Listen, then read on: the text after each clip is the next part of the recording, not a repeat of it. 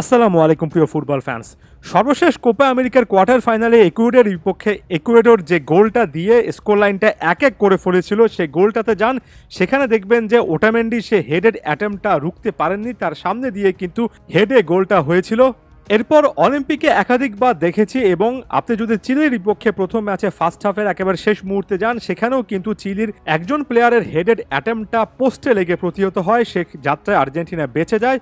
এমনকি James Rodrigues যে penalty গোল করেছেন সর্বশেষ ম্যাচে, তার আগে মুনোসকে যে ফাউলটা ওটামেন্ডি করেছেন, তারও আগে যদি চলে যান, ওটামেন্ডি অনেকটুকু সামনে এগিয়ে এসেছিলেন, আউট অফ পজিশনে ছিলেন এবং পরবর্তীতে ড্রপ ব্যাক করেছেন এবং সেখানে আসলে একটা ফাউল করতে বাধ্য হয়েছেন। এবং এই ফাউলটা নিয়ে চরম কিন্তু বিতর্ক চলছে। লিওনেল স্কালোনি থেকে শুরু করে এমি মার্টিনেস, রড্রিগো ডিপল, আরও একাধিক প্লেয়ার বলেছেন এটা আসলে পেনাল্টি ছিল না, এখানে রেফারি ডিসিশনটা তাদের পক্ষে যায়নি, একেবারে বাজে একটা সিদ্ধান্ত ছিল। তবে সেটা যাই হোক, এর পাশাপাশি এটাও তো মানতে হবে যে নিকোলাস ওটামেন্ডি ওই সময়টাতে ওই ফাউলটাতে টাইমিংয়ে একটু গড়বড় করে ফেলেছিলেন, একেবারে ক্লিন ফাউল সে জিনিসটা ছিল না, এবং সেই রিস্ক নেওয়ার, অতিরিক্ত রিস্ক নেওয়ার একটা মাসুল কিন্তু আর্জেন্টিনা গুনেছে।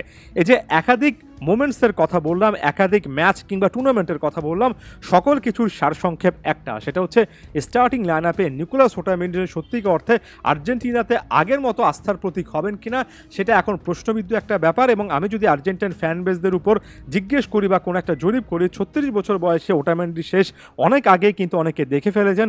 সত্যিকার অর্থে এখানে মনে হয় বড় রকমের একটা পরিবর্তনের সুযোগ আছে। সবচেয়ে বড় কথা, সবসময় উইনিং কম্বিনেশনের কথা বলি, কোপা আমেরিকাতে ওটামেন্ডিকে ছাড়াই যখন আর্জেন্টিনা সে ট্রফিটা ভালোভাবে ডিফেন্ড করেছে লিজান্দ্রো মার্টিনেজ এবং ক্রিস্টিয়ান রোমেরো জুটি দিয়ে, তারপর আন্তর্জাতিক ব্রেকে এসে কেন আসলে উইনিং ফরমেশনটা লিওনেল স্কালোনির ভাঙতে হলো সেটা নিয়েও বিস্তর আলোচনা করা যায়। তিনি ওই যে 5-3-2 অর্থাৎ উইংব্যাক সিস্টেমে যেতে চেয়েছিলেন, সেজন্যই কিন্তু ইকুয়েশনে ওটামেন্ডি এসেছেন। তবে আমার কাছে মনে হয় ব্যাক ফোরের ইকুয়েশনে স্টার্টিং নানাপে নিকোলাস ওটামেন্ডি আসেন না।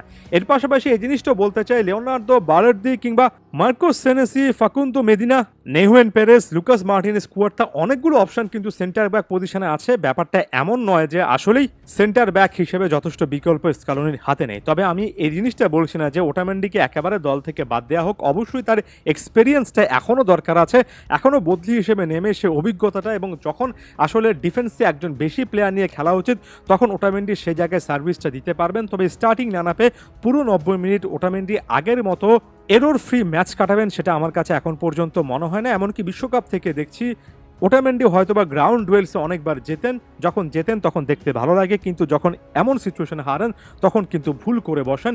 ওই জায়গায় ক্রিস্টিয়ান রোমেরো থাকলে, লিজান্দ্রো মার্টিনেজ থাকলে এররের পরিমাণ, রিস্ক নেওয়ার পরিমাণ কম থাকে। এটা স্কালোনিকে ভেবে দেখতে হবে। দলে অবশ্যই সিনিয়র প্লেয়ারের গুরুত্ব আছে, তবে সেই সিনিয়র প্লেয়ার যখন একের পর একটা ম্যাচে বড় বড় রকমের ভুল বা রিস্ক নিয়ে ফেলছেন এবং সেটার যখন একটা নেগেটিভ ইম্প্যাক্ট পড়ছে, তখন একজন কোচ হিসেবে আপনার কিন্তু সিদ্ধান্ত নেওয়ার গ্রাউন্ডে স্পষ্ট হওয়া উচিত।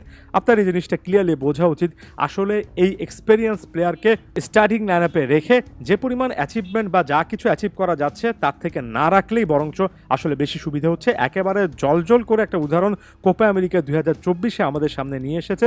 আর্জেন্টিনার ডিফেন্সে ভবিষ্যতের লাইন আপটা রোমেরো এবং লিজান্দ্রো মার্টিনেজকে ঘিরেই সীমাবদ্ধ থাকা উচিত আপাতত, যেহেতু তারা ফিট আছেন।